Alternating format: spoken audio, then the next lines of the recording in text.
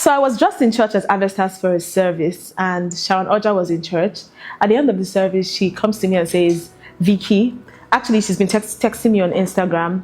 She's been telling me that she wants to see me about something very private. She wants to talk to me about something. I'm like, what could this be? And she's been giving me missed calls. So that day she was like, Vicky, I've been trying to reach you. It's important. You are making my wedding dress. And I'm like, what? You're getting married? And it was before my wedding. So I was so happy. You know, I felt like I found a twin.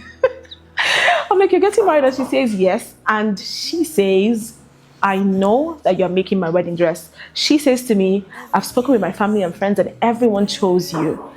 And I was so excited. I looked forward to the making of the dress. And here we are. The wedding day is here and it's today. And I'm standing right in front of the masterpiece that we have created for Sharon Oja. And she says, I love you. All of the world. Honestly, for the first few weeks of being engaged, I didn't know what I wanted to look like. And then I went to church and I saw you and I was like, Vicky, you're making my dress. Do you remember that combo last year? And then that was how I had the only thing I knew I had in mind was I wanted lines and I wanted illusion. I just wanted a lot of lines that were connecting each other. That's all I wanted. This took a lot of work, a lot of time, a lot of sleepless nights, tons, thousands of beads and crystals and sequins of just sparkly beads, because Sharon wanted a white dress that would shine to the ends of the earth, basically. And we delivered just that, as you can see. There's no one like you. I knew it had to be Vicky James from the jump, and that's the gospel truth. After I got engaged last year, I felt like I had a vision of how I wanted to look. I wanted body silhouette. And who better to go to than the body silhouette queen herself, the queen of snatching.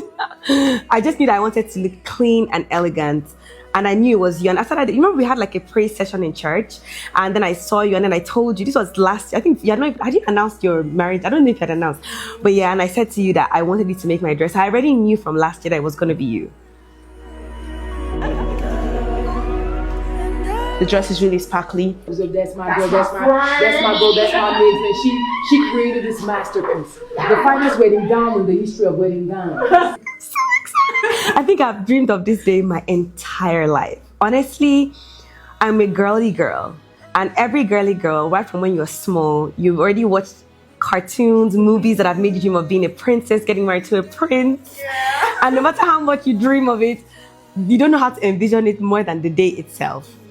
And I'm so grateful to God for this moment. So grateful to God for the man. I know, right? You know, like, what a man. Like, honestly. So I'm grateful to God that I'm walking down the aisle with this particular man in person.